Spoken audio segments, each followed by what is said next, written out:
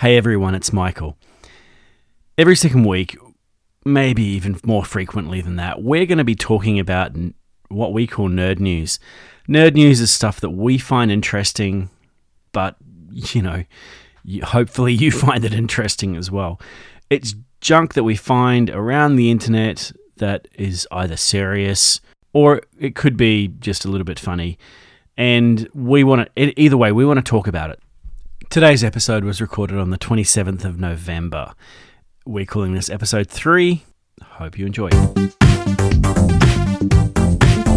You're listening to the Nerds Out of Order podcast, Nerd News, with Michael Lobb and David Camus.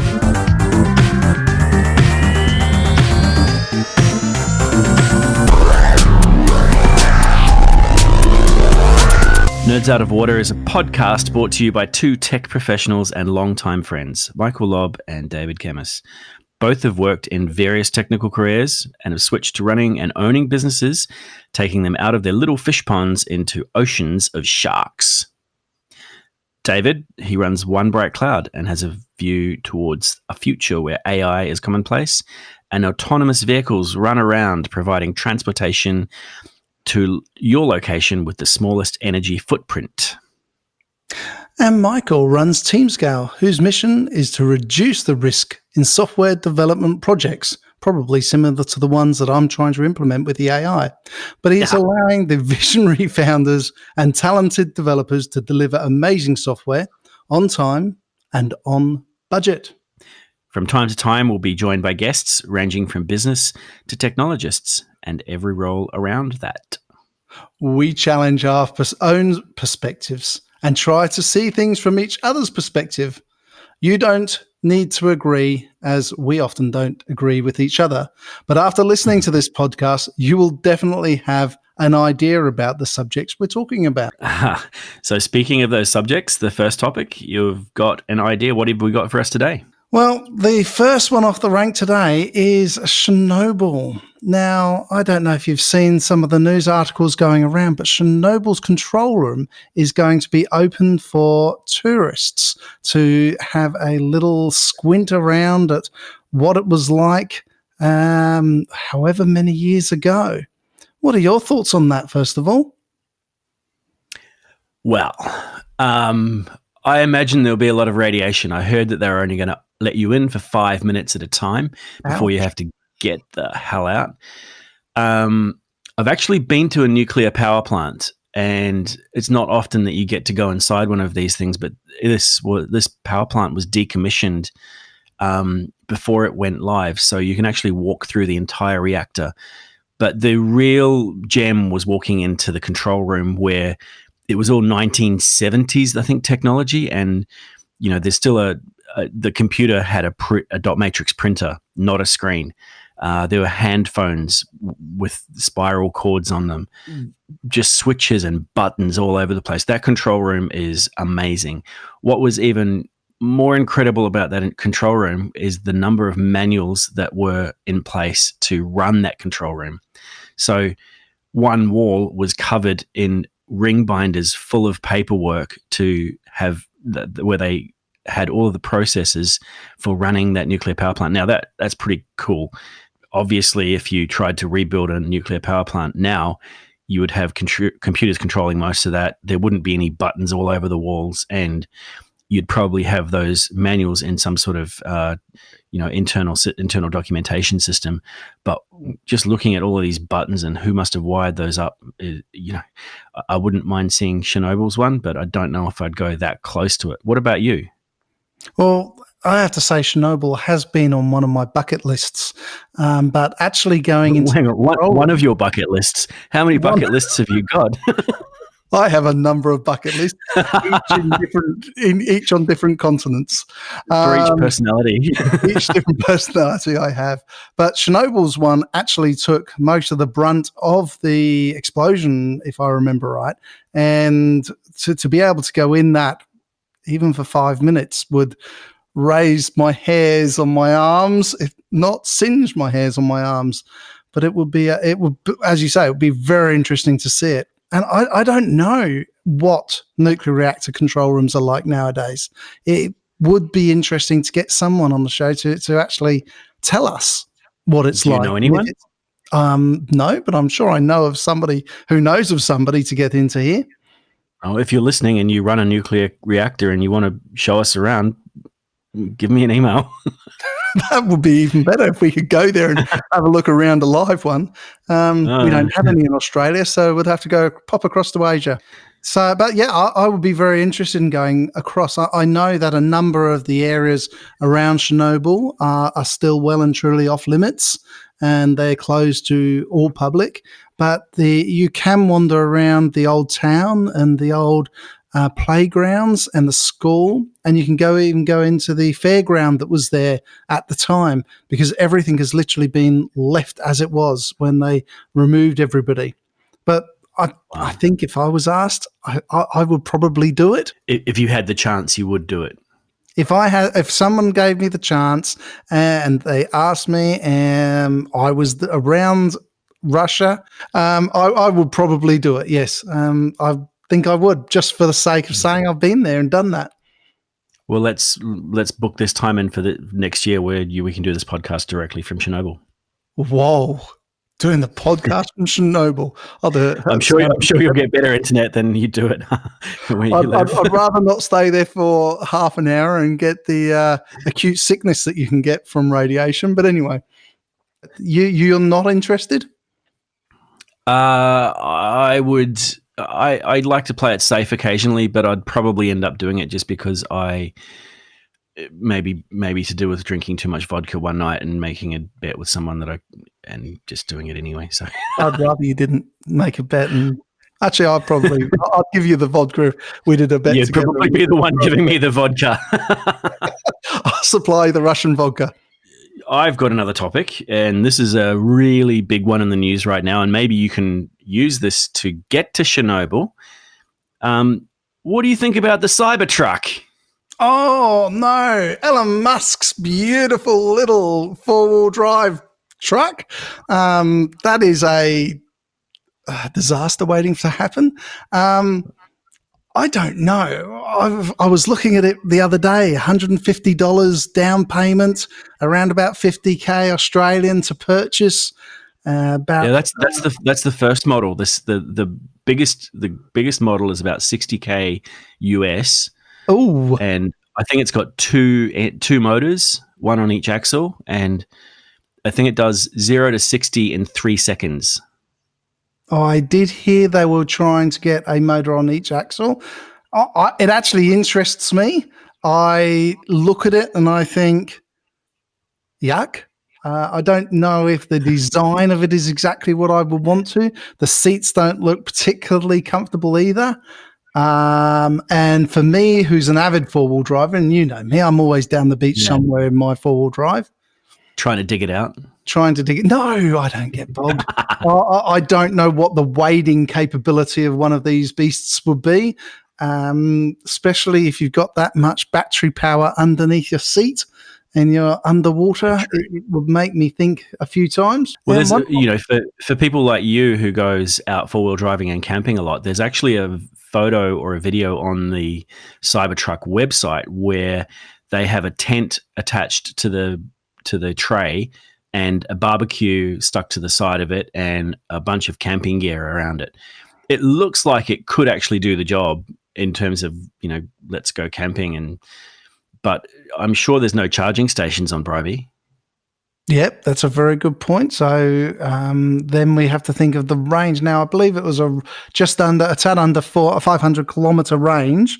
So that's a decent range, but is that using all motors? Is that because, as we're probably well aware, that once you get down into the sand, you start chugging through the diesel or petrol, whichever you're using at the moment. Yeah. I think it's a great first step. I highly look forward to this. And me being someone who's into the AI and autonomous vehicles, I would really appreciate a drive in one to take it on to the drive. But I don't know if it's actually got me at the moment because of the design itself. But I suppose the design is there to stand out, and that's what Musk does. He wants things to stand out. I've only got one. I mean, I don't drive a truck. You know me. I've got a tiny car because I don't have to make up for my inadequacies. I believe your car fits in the back on the tray of my truck. Probably. The only problem I've got with this is the name. Why the hell call it a Cybertruck? Like, it's not doing any cybering, and it's a pickup truck, I guess. But Cybertruck?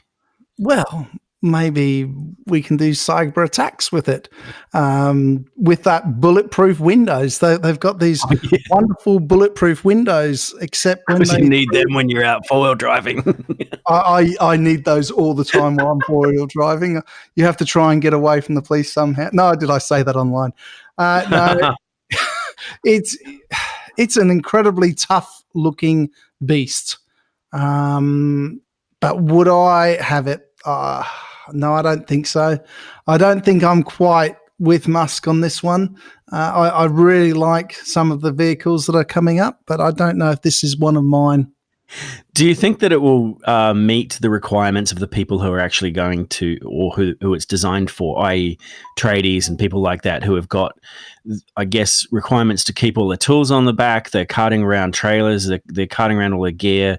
You know, it's got a 240 or 110 volt power outlet, so it actually acts as a power source as well. It's got an air compressor in there, so you can actually do work from this thing. It actually becomes your workshop while you're traveling. But do you think that it's going to suit these people? I mean, I don't know many tradies who would drive around in that truck. I don't think it's a tradie truck. I think this truck is made for the elite who want to show it off, who want to drive it into the hotel to show people, this is my vehicle, I'm here and I'm making a statement. They get out of it in their Armani suit and they look good, they feel good, and I think that's what it's aimed for at the moment. I don't think it's aimed for the tradies, and I don't think it's aimed for the four-wheel drivers.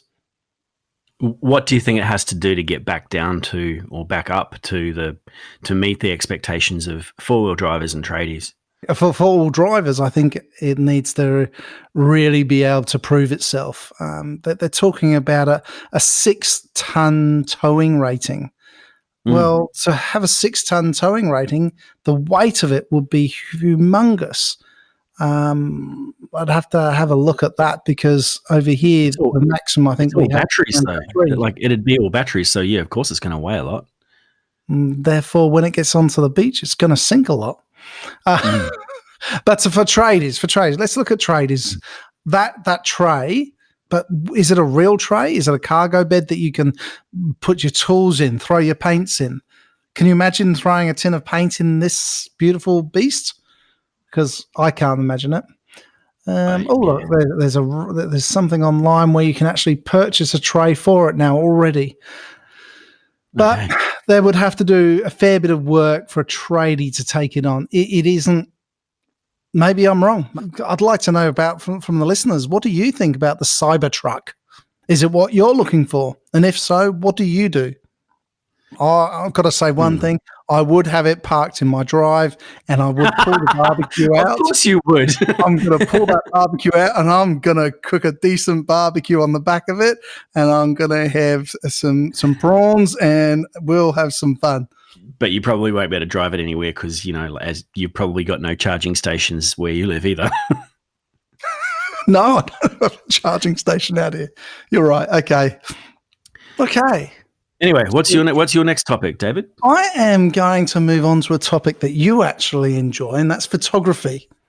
And I found a camera the other day that had a 150 megapixel camera. For the cost of one of these and for the size of the image, and I think it was called a Phase 1, if I remember, the full Phase 1 camera. That's it.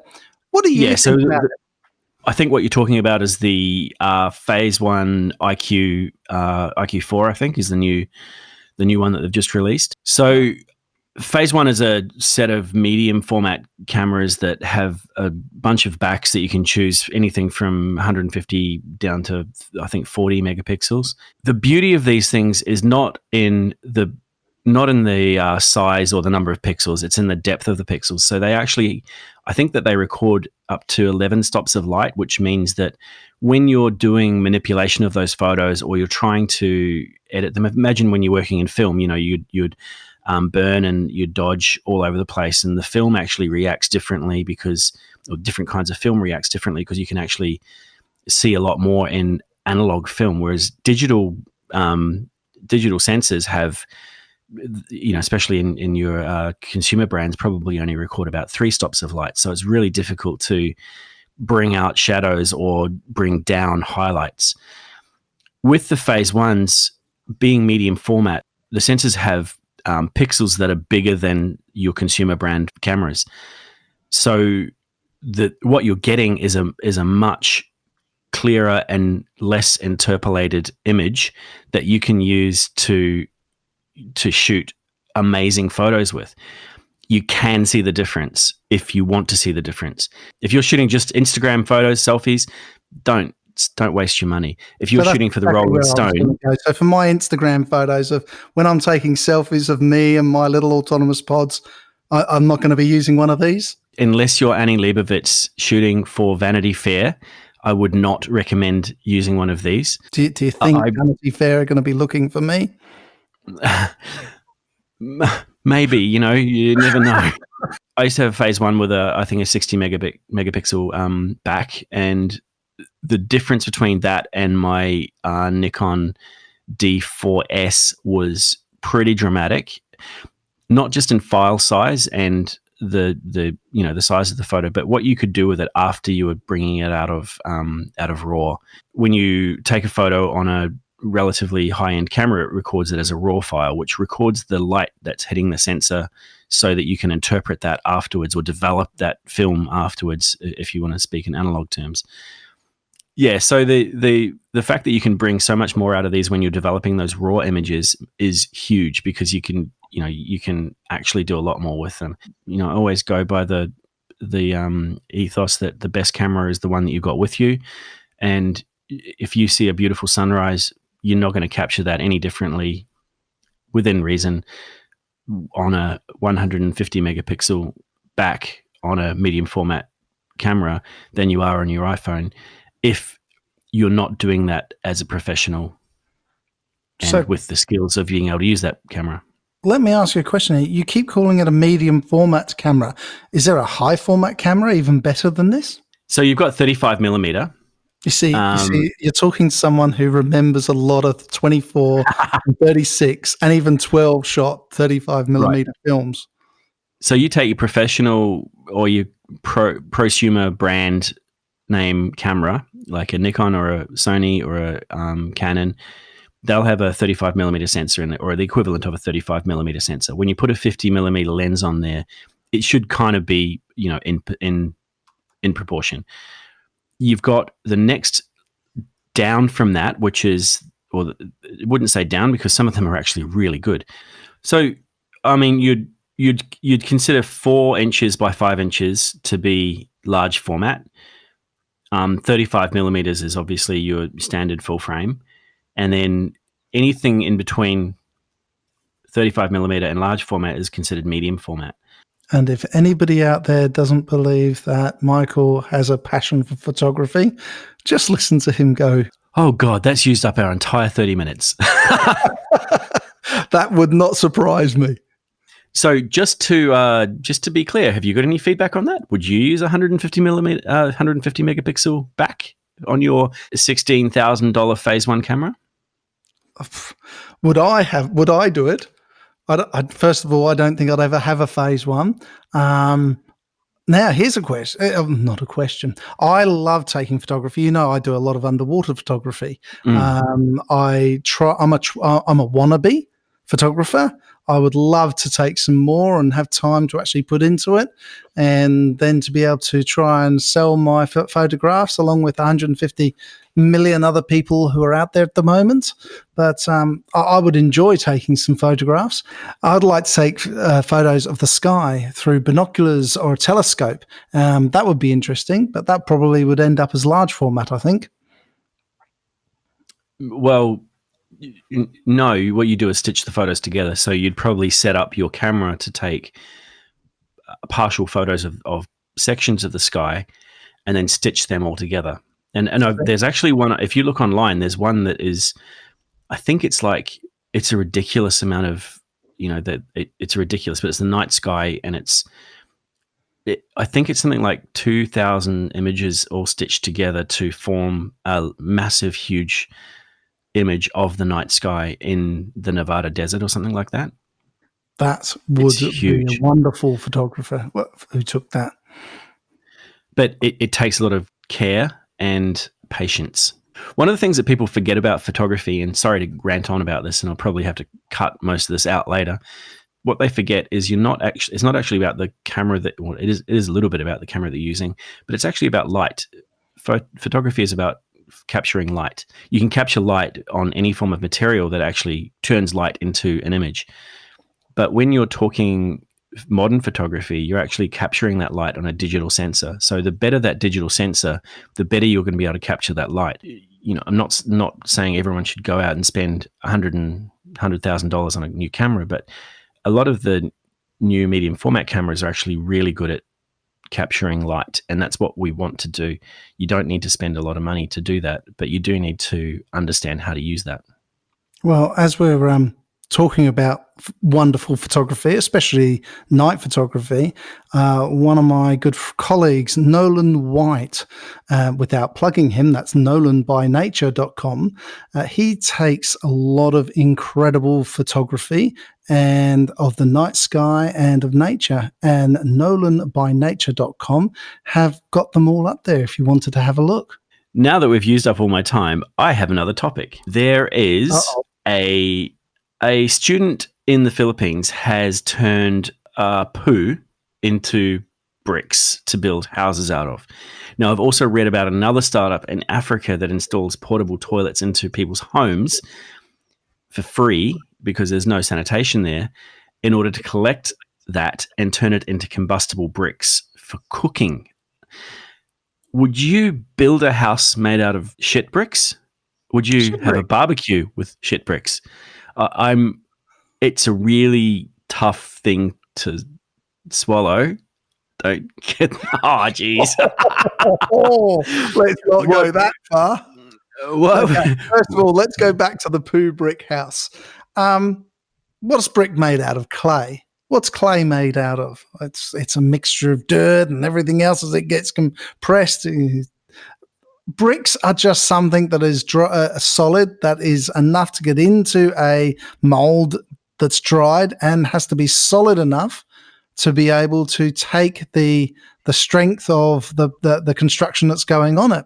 So if it's made out of poo, and I don't even know if I'm saying this, why I would be saying this, and my belief is it's not human poo, it's actually even dog poo that's making those.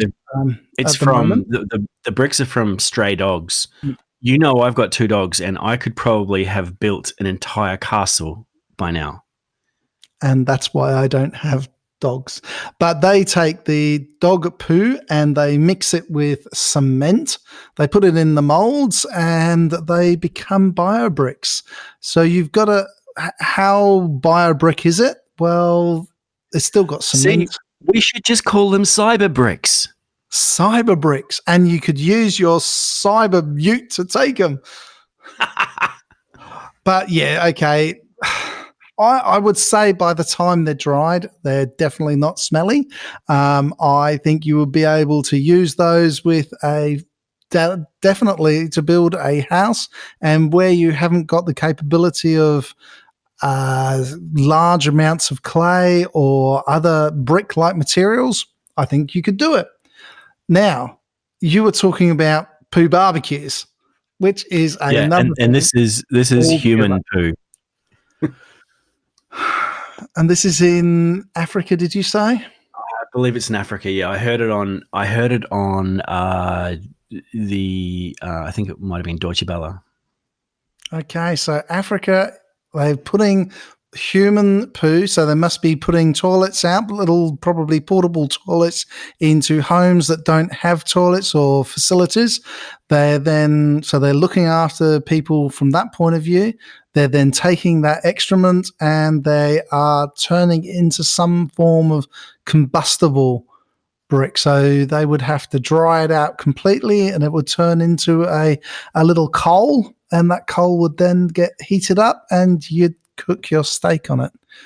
I do believe that there's a hell of a lot of treatment that goes in beforehand, and I have to find the article on this, but the way that they made it sound, it didn't have any, I mean, there's no smell, it's just basically like cooking with coal. You burn the coal and you have a grill on top that you put your food on top of. So it's not actually touching the bricks, and even if it was, the bricks are clean and turned into some form of, burnable, combustible stuff. So I'd have to think to myself, would I prefer my poo being turned into a power generator, or whether I would want to cook on it? I would go down the line of a power generator for myself. I don't know if I'm ready to cook on poo yet. But if you have a poo barbecue... Well, if I have a poo barbecue on the back of my Cybertruck using my cyber bricks...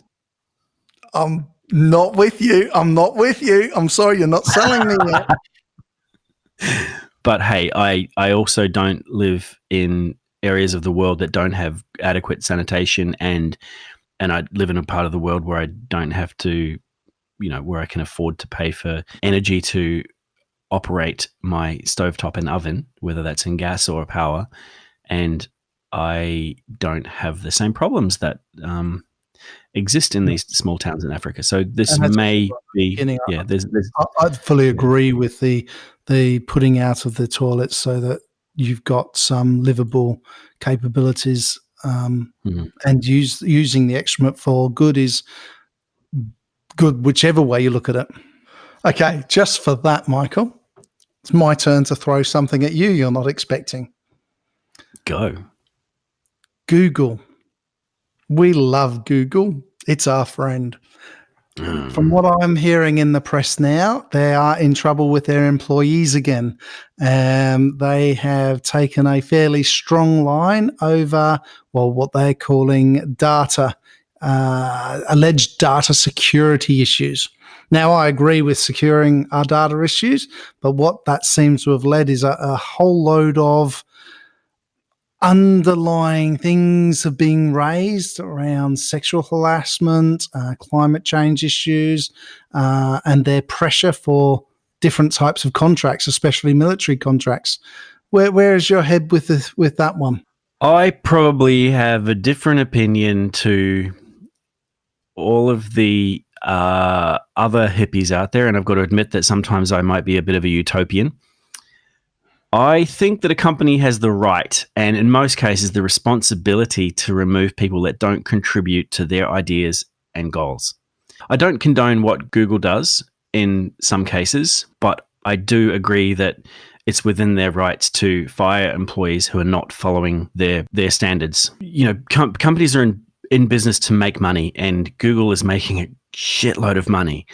So, yeah, they could probably afford to pull back on that a little bit and take some moral stances to say, yeah, you know what, we disagree with that. But these military contracts that they're taking on are huge, and people may disagree with what the military are doing, especially in the US, and I don't want to comment on politics there. Put it this way, when the zombie apocalypse happens, we expect the military to have weapons that will be able to defeat those zombies. Are we saying we don't want to fund that? I mean, the zombies are going to attack any minute, and military is saying, well, we need some zombie fighting weapons. Google are probably the people who are going to be helping the military design those zombie fighting weapons. Now, it may sound far-fetched, but Google are the people who invest in R&D. We learned from the companies. It's not just Google, obviously Microsoft and some of the a lot of the other large companies do it. But they invest in R&D. They learn about these things. They pass their ideas on, and sure, they contribute to causes that we don't necessarily believe in. It even comes down, as you're talking about, autonomous vehicles and the Google car. There is many people who don't believe in that. But I myself believe that we will have autonomous cars on our roads very, very soon.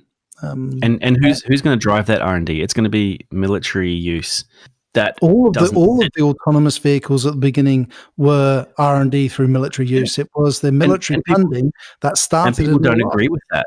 People don't agree with funding military, but the like you said, the military created or gave an industry to autonomous vehicles because they need to send vehicles into areas that are unsafe for people to fly or drive or crawl through. Companies aren't a democracy in most cases. There are some exceptions, like Valve, for example, but they're not a democracy. People don't vote and say, we'd like this project, we don't like that project. If you don't like the company you're working for and you don't agree with what they're doing, and you're in a position of privilege where you can afford to leave your job because you don't agree with the ethics of the company that you're working for, then that's your call. These companies are bringing about a lot of change in the world, and that's really important to the future of the world. It's really important to help feed the world, protect the people, explore the world, explore new ways of doing things. And if we don't do that, then we may as well go back to just living beside campfires and eating plants. In your Cybertruck. In your Cybertruck with your cyber bricks. With your poo bricks. You just said then that you have the right to leave. I'd also point out that if you didn't have the will to work for a company like that, and you didn't work when you were meant to be for a company like Google, and you weren't putting the effort in, I fully agree, as well as you do, that you should be removed from the company. You and I both have small companies, and neither of us can afford to take somebody on the journey who has no interest in being there. So that's looking at it from our little point of view.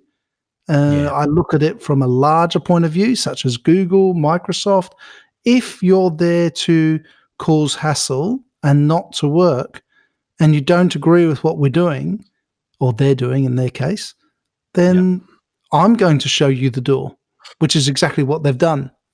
Now, there is a really big group of people who do have a say over what Google does, and that's their customers. It's my right as a customer to say to Google, I don't agree with you backing this particular cause or not putting enough effort into that cause. I would prefer to go with this other company that does have interests in saving the planet or ensuring that people's democracy was preserved and people's rights were preserved. I don't agree that employees always have the right to tell a company what to do. I do agree that they have the right to discuss and to question and to bring in arguments about what, in fact, that should be encouraged in every company. We do have to have that conversation. But at the end of the day, the company is there. The entity called Google or Alphabet is there to make money. And they're doing that by investing a lot of money into R&D, which is applied to military purposes. And I know that these security breaches that they mentioned were to do with various protests around the military contracts that they were planning on. So for me, most of those employees are also customers of Google. Pull your custom out. Let's say Netflix decided that they didn't agree with something that Amazon was doing. Netflix is a huge customer of Amazon. If they pulled out of Amazon and went to, say, Microsoft or Rackspace or one of the other big infrastructure as a service providers, then Amazon would have to think, what, maybe that cause is something that we should also be fighting for, and they can have that discussion. So I do agree that employees have the right and in fact the need to discuss and to question and to bring things up like that, but they don't have the right to breach data privacy rules set by a company that goes against their own contracts that they have with the company to work there. And I think we both agree, if there's any truth in the sexual harassment or anything else going on that are way outside of the HR realm, we would completely disagree with that going on. It should not go on, and we would stand up for anyone fighting for those rights. It's intolerable. And while we're having a rant on some of these larger companies, I'll just have a rant because my Netflix has now lost my Disney channel, my Disney movies to the new Disney channel, which means my children now don't have a Disney channel, which makes it much harder for me to keep them quiet. The never-ending story about streaming providers. So, Yes. which streaming providers you have? You've only got Netflix? Only have Netflix. We don't have anything else, and I only got Netflix because of one particular series, and that was The Crown, and that was the only reason we even got Netflix. So I've had Netflix for a couple of years now, and it's been brilliant. I've also had Stan from time to time because that's got brilliant shows on it that I like. But when in the off season, I turn Stan off and I go to Amazon Prime because Prime Video has other series that I'm really interested in, like The Boys, for example, which I thought was an amazing show. And recently, I've got Disney Plus because I want to see The Mandalorian. And I need my, as a new Star Wars. So, of course, I'm going to get that. So I have to drop Prime. And, I mean, I don't have to. I can keep all five of them. Do I have another one? If you can afford all five, you can keep all five. Yeah. But, from time to time, they get boring. So Amazon Prime here is not great. It's pretty limited, but there are some really good shows on there. Man in the High Castle is a great show. And The Boys, like I mentioned before. Then Stan has some other really good shows on there, like Better Call Saul was on Stan, I think. And Stan also used to have all the Disney movies and the Marvel movies. Now that Disney Plus has taken, or I actually don't know because I don't have Stan at the moment, but now that Disney Plus is on, we've got all the Disney channels. And then we've still got Netflix because Netflix is just the standard that we have to watch movies. I watched a really sickeningly sweet Christmas movie the other night about a knight from the 1300s that gets transported through time by an old crone to meet a girl who he falls in love with in 2019, and then he has to go back to 1300s and see his brother's coronation. And it was a wonderful movie because everything ended happily in the end, but it occupied me for quite a while, and that's why I've got Netflix, so I can sit there and just veg out and not have to worry about thinking. The others are because I want to watch a particular TV show. Wow. So what have you got? You've only got Netflix. That's just Netflix. That's crazy. How do you survive? How do we survive? Easily. We send the children outside to play games, and I don't even watch Netflix that much. So that's the scary thing. It's the others, the children who use it most of the time. I that was one movie that I watched the other night, but the only time I really watch Netflix is when I'm on a plane and I download a series of TV shows and I watch I binge watch that season on the 8-hour flight to Singapore and arrive in a horrible state. Should have got sleep and didn't, and that's what Netflix does for you. I wouldn't do that. I'd use the aircraft. I tend to use the aircraft one a lot. Yeah, but I fly budget. Jetstar and Scoot all the way, man. Jetstar go. I'm a Virgin flight. Virgin. And of course, we try to go business class, but that's more difficult. Yeah, Michael, we should leave this here, I think. I've got one more. Oh, no. Another surprise one. Go for it. So, perineum sunning is the wellness trend that's hitting the big time. One woman on Instagram has said that it's more energizing than a morning coffee. She says that it's that 30 seconds of getting, let me just put it straight. 30 seconds of getting sun up your bum is better than a whole day in the sun, she says. I was just about to say, let's clarify what we're talking about. We are talking about perineum sunning or butt chugging or getting the sun on your bum. Yep. What do you think? Are you asking me if I'm a little nudist at heart? Have you been doing this in the back of your Cybertruck? Do I believe that butt chugging or perineum sunning will give me my vitamins that I need? Maybe. We all know that the sun gives you a lot of vitamins. So for people to take this on, hey, go for it. I have no trouble with it. I think it would heal your body. There are certain parts of my body that will probably never get sunburnt, and I would not get them sunburnt in Australia. Michael, what about you? So a doctor in Sydney, Dr. Sam Hay, in this article says that the perineum sunning trend is simply promoting something significantly beyond people's comfort zones for absolutely no benefit. My opinion is that this trend represents all that is wrong with humanity. I think that's all I've got to say about that. Instagram trend. This is a trend for Instagram photos that are a little a little risque, and it's an excuse to be nude on Instagram and using wellness as an excuse. Should we leave it there? I think we should leave it there because I think we both agreed that this isn't the direction to go in. Okay. With all of that, I hope you have enjoyed this podcast because it's been quite fun. Please subscribe using your favorite podcasting software. Make sure you comment and let us know what you have had about today and rate us. Anyway, check out the show notes for any links mentioned today, and we'll see you next week. Thank you very much, everybody.